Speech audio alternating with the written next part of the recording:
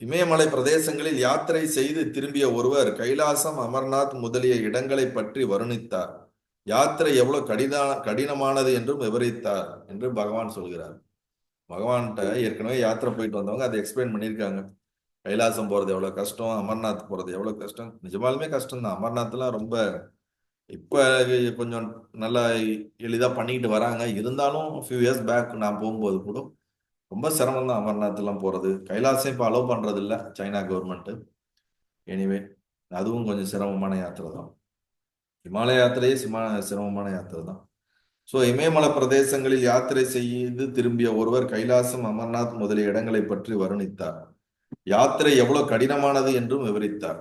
கண்டிப்பா கடினமானது தான். நம்மளோட யாத்திரை வந்தவங்களுக்கு ரொம்ப நல்லாவே தெரிஞ்சிருக்கும் இந்த இமாலய யாத்திரை, சார்தாம் யாத்திரை எவ்வளவு கஷ்டம்னு. அதனாலதான் அமர்நாத் யாத்திரைக்கு நான் என்ன பிளானே பண்ணல. இதுக்கே பல விக்கெட் காலி ஆனிச்சு. அமர்நாத் யாத்திரைக்கு எத்தனை விக்கெட் காலி ஆகுதுன்னு நமக்கு தெரியாது. அதனால உடனே பகவான் கேட்கிறாரு அவங்க கிட்ட. பகவானே சொல்றாரு, முக்தி நாத்திற்கு போனீர்களா? அந்த நபர் கேட்கிற நபர்கிட்ட கேட்டிருக்காரு பகவான், முக்தி நாத்திற்கு போனீர்களா? அந்த நபர் பதில் சொல்றார், அது மிக கடினமான யாத்திரை, என்னால் முடியாது என்று அதை விட்டு விட்டேன். தாங்கள் அங்கெல்லாம் சென்று இருக்கிறீர்களா? அந்த நபர், நான் ரொம்ப கஷ்டமான யாத்திரை, நாங்களாம் போல, அதனால விட்டுட்டேன். உடனே அவர் திருப்பி பகவானை கேட்கிறாரு, நீங்களாம் அந்த மாதிரி யாத்திரைக்கு போயிருக்கீங்களா? இமாலயா, கைலாசம் இதெல்லாம் போயிருக்கீங்க? பகவான், நானா? அருணாச்சலத்தை விட்டு வேற எதனையும் நான் அறியலேன். எனக்கு இந்த அருணாச்சல அண்ணாமலையரை விட்டு, இந்த கிரிவலத்தை விட்டு எனக்கு வேற எதையும் எனக்கு தெரியாதுப்பா அப்படிங்கிறார். படைப்பனைத்தையும் அருணாச்சலத்தினுள் அடக்கம், இருந்தாலும் இமாச்சல பிரதேச யாத்திரை செய்யுங்கள். அதாவது படைப்பு அனைத்தும், கிரியேஷன் அனைத்தும் அருணாச்சலத்தில் அடக்கம் அப்படிங்கிறாரு. புரியுதுங்களா திருவண்ணாமலையோட மகிமைய? திருவண்ணாமலை படைப்பனைத்தும் அருணாச்சலத்தில் அடக்கம், நான் அருணாச்சலத்தை விட்டு வேற எங்கும் போனதில்லை அப்படின்னு சொல்லிட்டு, இருந்தாலும் இமாச்சல பிரதேசங்களில் யாத்திரை செய்யுங்கள், சாதாரண மாணவர்கள் கூட நினைப்பற்ற தூய ஆனந்த நிலையை எம்முயற்சியுமின்றி இயல்பாக உணர்கிறார் என்று கேள்வியுற்றிருக்கிறேன்.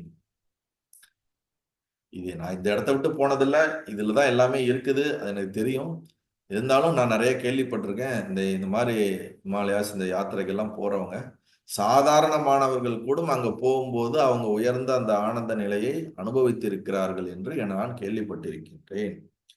சாதாரணமானவர்கள் கூட நினைப்பற்ற தாட்லெஸ் ஜோனை அவங்க எக்ஸ்பீரியன்ஸ் பண்ணியிருக்காங்க. தூய ஆனந்த நிலையை எம்முயற்சியும் என்று இயல்பாகவே உணர்ந்திருக்கிறார் என்று கேள்விப்பட்டிருக்கின்றேன் அப்படின்னு பகவான் இங்க சொல்றார்.